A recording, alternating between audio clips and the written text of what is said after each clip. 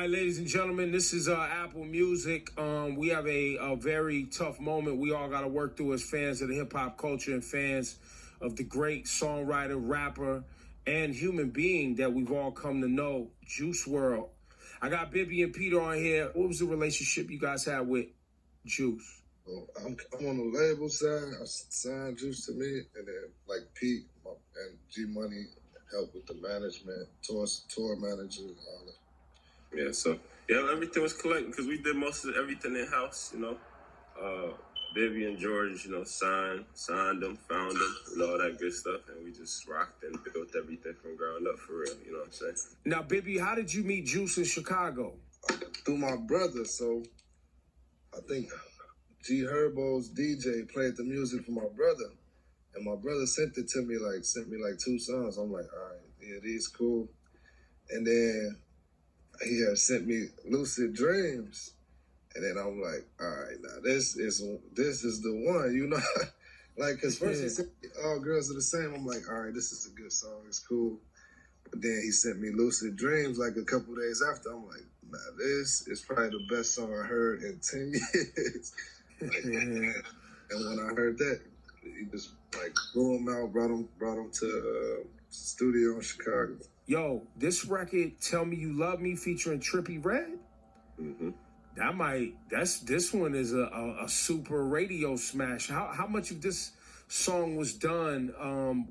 Did you guys add Trippie Redd, or was this completely finished in the hard drives when Juice Wrld passed? The song was made at Juice's house.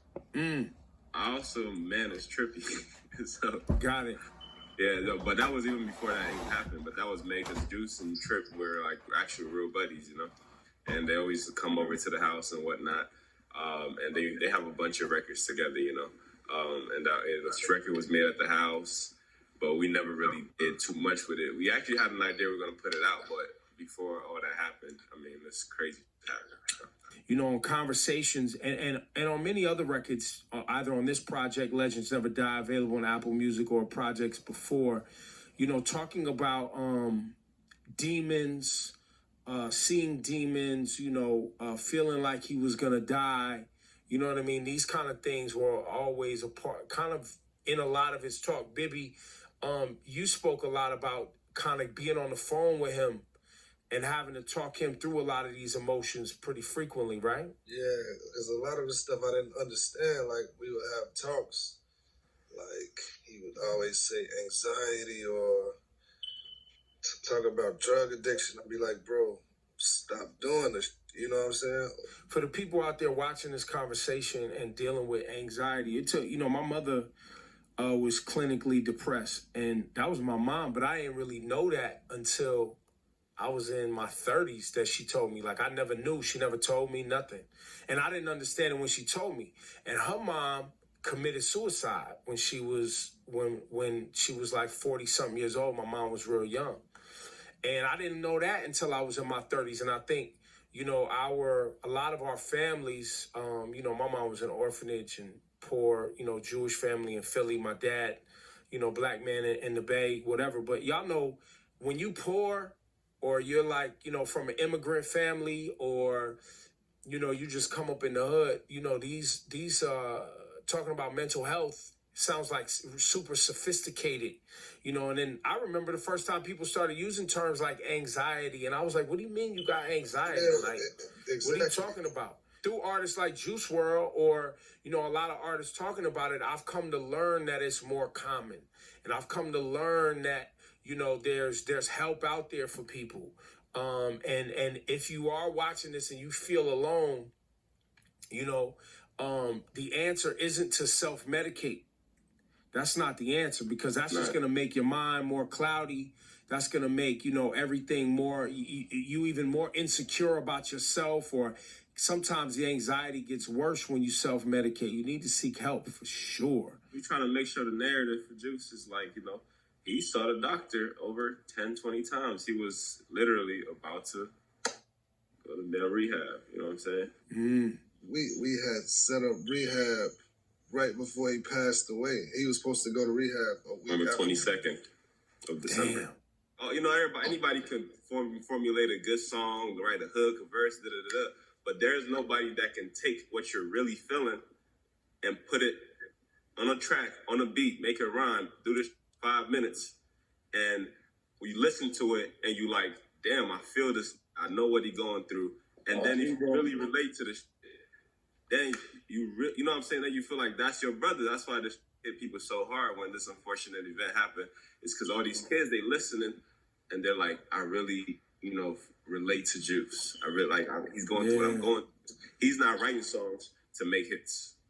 He's putting out his personal emotions on a beat, and it's real life. Everything, I ain't never seen that kid write on a piece of paper. Everything he does is from right here. You don't be like, should I come up with this scenario? Like Ebro, you know how people record, they punch in and Yeah. I swear to God, he do songs. I seen him do songs all the way through. I never seen that in my life. I've been in the studio with everybody.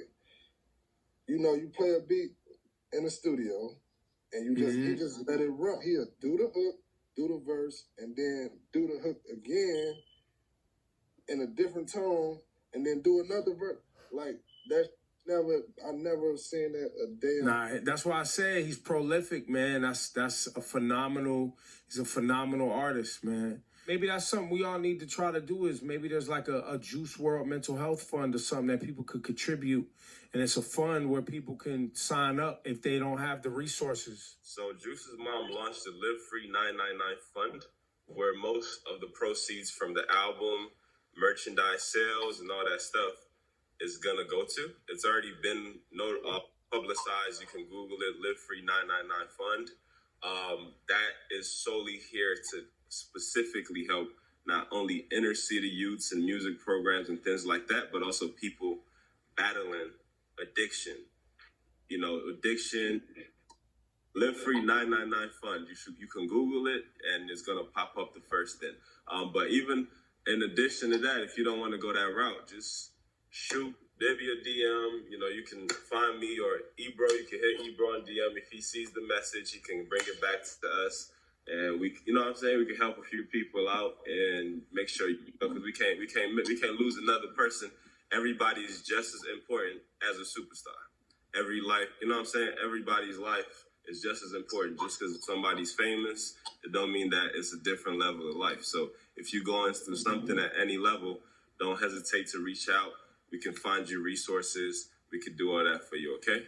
Yo, Pete, thanks for those words, man. Bibby, I love you, bro. Pete, love you too, man. Thank y'all for doing this work. This is heavy lifting, man. It's emotional stuff, man. And it's hard.